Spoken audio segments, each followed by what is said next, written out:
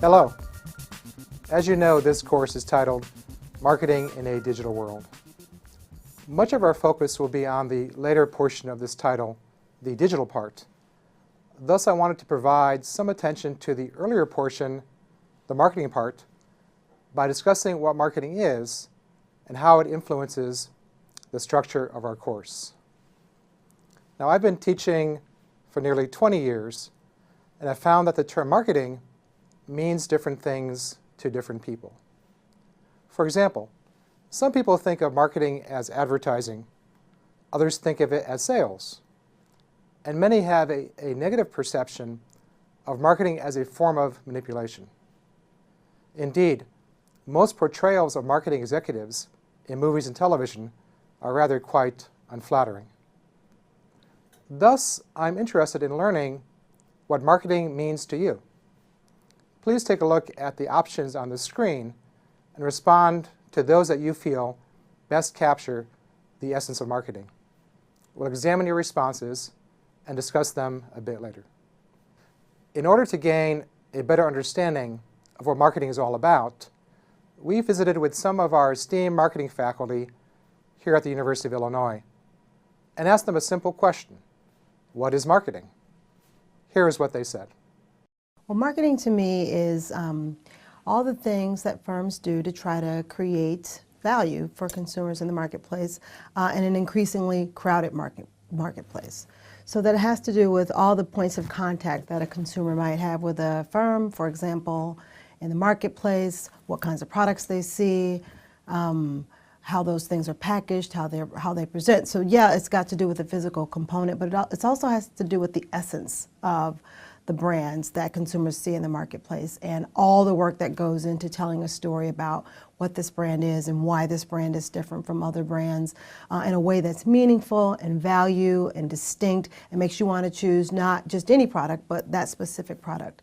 And that has to do with thinking really strategically about where your product fits in the marketplace versus the competition, what kinds of unique needs might it fill, what's the personality of the brand, what kinds of people might it attract, and then where can they get it, and how can they make sure that they've got the right thing in the right place.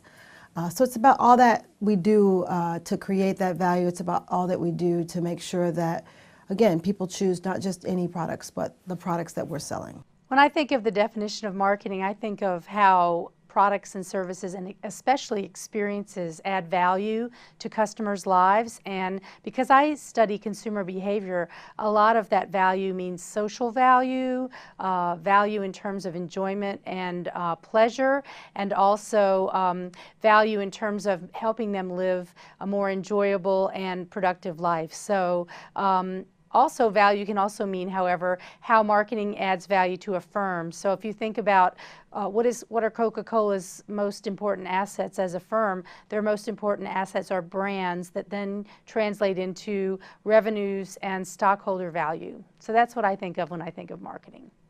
Marketing is about developing customer relationships, developing long-term relationships with consumers through providing them with goods or services that are tailored to their needs. That's what marketing is. As you can see from these brief interviews, there are lots of different views about what marketing is. However, there are also some points in common. We'll explore these commonalities in just a moment. Before I do that, I would like to show you the official definition of marketing. According to the American Marketing Association, marketing is the activity, set of institutions, and processes for creating, communicating, delivering, and exchanging offerings that have value for customers, clients, partners, and society at large. So in essence, marketing is the enactment of a mutually beneficial exchange between two parties, a seller and a buyer. We usually think of the seller as a firm and the buyer as a consumer. However, there are also other types of exchanges, such as B2B transactions between two firms. Typically, the seller is offering a product.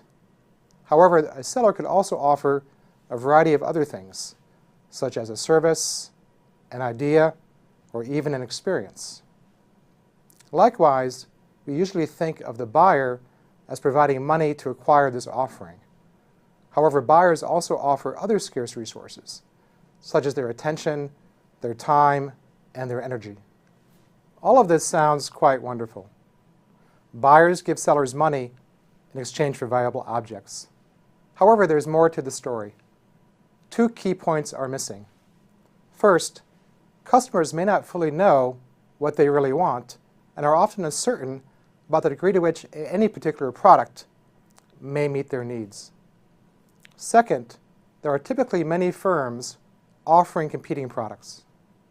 These two factors, consumer uncertainty and competitive offerings, makes the marketing process quite difficult for both firms and consumers. For example, the average U.S. supermarket offers over 100 different types of shampoos. It would take hours to learn about all of their ingredients, potential benefits, and appropriateness for your hair. In order to overcome these challenges, marketers have developed a number of useful tools and techniques. One of the most useful tools in the marketer's toolkit is something called the 4 Ps, which are inside our marketer's toolkit. The concept of the 4 Ps was introduced in 1960 by Professor Jerome McCarthy at Michigan State University. Thus, this concept has stood the test of time. Indeed, although the marketing faculty that we interviewed offered somewhat different views about the definition of marketing, all of them clearly identified the 4 Ps. So as a person who studies issues related to branding and brand management, the marketing mix, the 4 Ps, they're really all important because what the consumer sees or experiences in the marketplace is really the confluence of a bunch of decisions that got made about what product to sell, at what price, and through what distribution channels, and more importantly, I think, with what messaging strategy, because all of these decisions combine to this bundle of attributes that we consider to be the essence of the brand. And that's really what, at the end of the day, consumers are going to use, what they know about the brand, how they feel about the brand. That's how they're going to make those decisions about whether or not a brand is meaningfully distinct in a way that's going to make them choose that brand as opposed to other similar brands in the marketplace. So each one of the marketing mix elements is critical. Making decisions about those things is critical, but it is absolutely the bundle of those attributes. It's how they come together. It's the recipe. They've each got those elements in the recipe, but it's how, the extent to which one or the other is emphasized that can really make all the difference in how consumers choose and whether they choose your products. When we talk about marketing, a lot of times we start with this framework about the 4 Ps, product, place, promotion, price. All of these are extremely important, and all of them can add value to consumers' lives and also to the firm. I think probably the most interesting P to me right now is probably place, because it is the one that I think has experienced the biggest change. We have e-tailing versus retailing. We have customer co-creation in terms of creating their own additions or customizing goods in the marketplace. Products, I think one has to be careful to think of not just products as tangible goods. So I think about products, services, experiences, and ideas. Ideas also have to be marketed. You have to convince a culture, for example, to buy into, say, an interstate system, or to buy into even faxing, which is now an old technology, or say Google Glass. That's an idea as well as a product. So that's kind of interesting. Price is always one, of course, that consumers care greatly about, and it's also probably more interesting than people might think in terms of, what is the price of this product, because it actually captures a lot of the macro forces that happen in a culture, whether, for example, one that we often think about, say the price of gas. It's tied very much to how much consumers are supposed to travel in the upcoming period, or how much other things cost, and maybe they don't have the money to pay for gas. So gas is a great product where you see price fluctuating and you can really see the marketplace factors. Finally, we come to promotion, which I think is also equally interesting. It has also changed dramatically from individual messages in our email boxes to the spectaculars, what we call the giant sort of neon lit billboards in Times Square, and also couponing, sampling. You can now go to the grocery store and wave your app in front of the cashier and actually just save money that way a lot of times. So I think that that's a really interesting one. So this is one of the reasons I think marketing is so exciting as a field, because it captures such a wide range of activities that have to be strategically managed and coordinated. Over the past 60 years, by strategically employing these 4 Ps, marketers around the world have been able to effectively facilitate valuable exchanges with their customers.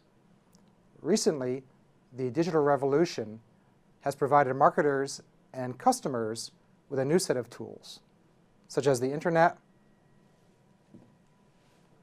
the smartphone,